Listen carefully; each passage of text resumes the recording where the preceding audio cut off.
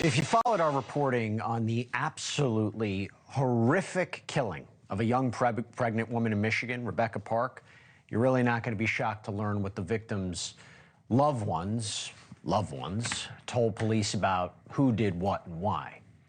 If this case is new to you, just know that Park was 22 years old and 38 weeks long when she disappeared on November 3rd.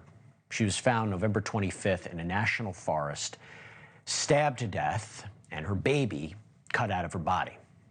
Prosecutors say the baby's dead, but we still don't know where it is.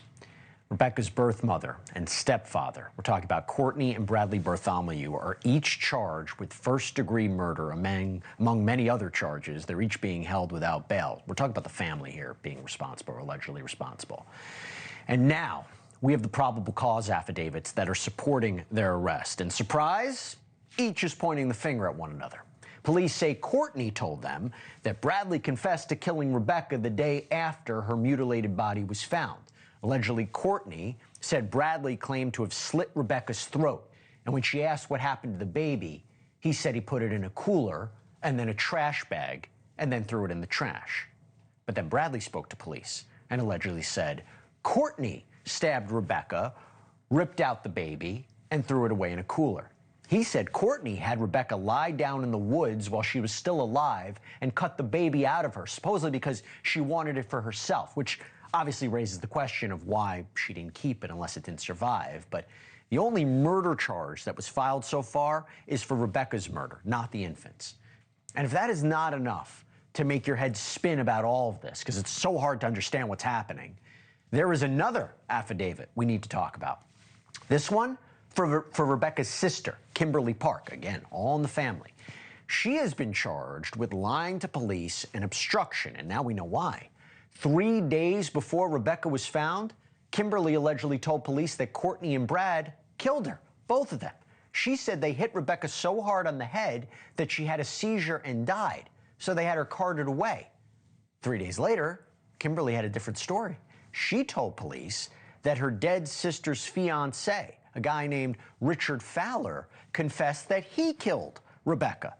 Fowler's facing charges now too, but on drugs, not murder. Now, I want you to get this. Before he was engaged to Rebecca, Fowler dated Kimberly, her sister, as well as Cortney, her birth mom. I want you to process all that for a second. Now, Cortney was out of the picture for most of Rebecca's life. The two had just reconnected a few years back. And as for Kimberly, the same day that she accused Cortney and Bradley, she also spoke on a podcast that is hosted by a friend of ours. It's called Steph's Case Files. And Steph is Stephanie Pratt. And here's a bit of what Kimberly told her on November 22nd. Cortney told me if I say absolutely anything, me and my daughter are both going down for it. She said it to my face. She said it the day after my sister disappeared when I came out there. It's hard to make sense of any of this, but I want to bring on Stephanie Pratt right now. Joins me now live. Stephanie, thank you so much for coming on. Hopefully you can sort this out. I want to start with Cortney and Bradley playing the blame game. The police, telling police the other killed Rebecca, threw away her baby. Can you tell us more about what you know about their statements to police? Yes, they seem to be playing, just as you said, the blame game. When they questioned Cortney Bartholomew, she stated Brad was the one who hid in the truck, and she was then to get Rebecca to get in the truck. They got in the truck. Cortney says they're just riding along, and then he just starts taking out the knife. And according to her, he was stabbing her 4 to 5 times in both the chest and the back. But then when they brought Brad in, he switched it on Cortney and said she was the one that was swinging the knife as he was stopping the truck to get out of the truck because the knife was still swinging and he didn't know what was going on.